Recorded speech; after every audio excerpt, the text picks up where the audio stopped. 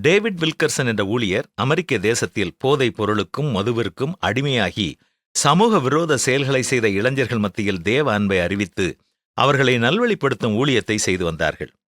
Brooklyn என்ற இடத்தில் ஒரு மறுவாழ்வு மையம் அமைத்து பணியாற்றிய பொழுது அதை நடத்த பணப்பற்றாக்குறையால் தன்னுடைய கட்டிடத்தையே அடகு வைத்து கடன் பெற்றார். ஆனால் அந்த கடனையும் திருப்பிச் செலுத்த முடியவில்லை. கட்டிடம் ஜப்தி செய்யப்பட்டு ஏலம் விடப்படும் நாளும் அறிவிக்கப்பட்டது. ஆனால் டேவிட் வில்கர்சன் கலக்கத்தின் நடுவிலும் ஜெபித்து கர்த்தரின் செயலாற்றலுக்காக காத்திருந்தார். அவருடைய வழக்கறிஞர் ஒவ்வொரு நாளும் அவரிடத்தில் வந்து, என்ன செய்யப் போகிறீர்கள், தவணை நாட்கள் முடியப் போகிறது என்று கேட்டார். அந்த நேரத்திலெல்லாம் டேவிட் மறுமொழியாக, நான் ஜெபித்து காத்திருக்கிறேன் என்றுதான் கூறுவார். சில வாலிபர்களை அழைத்து பணம் பெற்றதற்காக கர்த்தருக்கு நன்றி சொல்லி துதி செலுத்தும்படியாகவும் கேட்டுக்கொண்டார்.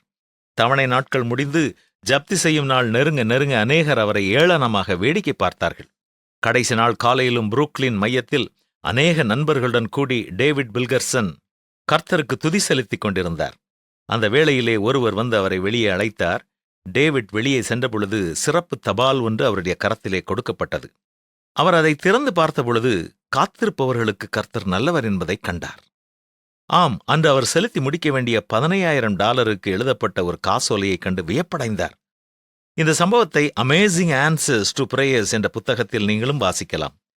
ஆம், கர்த்தருக்கு காத்திருப்போர் ஒருபொழுதும் வெட்கப்பட்டு போவதில்லை. குழந்தை இல்லையே என்று பல ஆண்டுகள் கவலைப்பட்ட ஆபிரகாம் ஒரு குறிப்பிட்ட நாள் முதல் கர்த்தர் எனக்கு கொடுக்கப் போகும் குழந்தைக்காக கர்த்தாவே உமக்கு நன்றி என்று ஸ்தோத்திர பலியிட்டார். ஆபிரகாமின் துதியை கவனித்த கர்த்தர் ஏற்ற நேரத்தில் அந்த குடும்பத்திற்கும் குழந்தை பாக்கியம் அருளச் செய்தார். இன்றும் உங்களுடைய தேவை மத்தியில் கவலையோடு இருப்பீர்கள் என்றால் கர்த்தருக்கு அதை தெரியப்படுத்தி அவருடைய நேரத்தில் அதை தந்தருளுவார் என்ற நம்பிக்கையோடு அவருக்கு நன்றி செலுத்துங்கள்.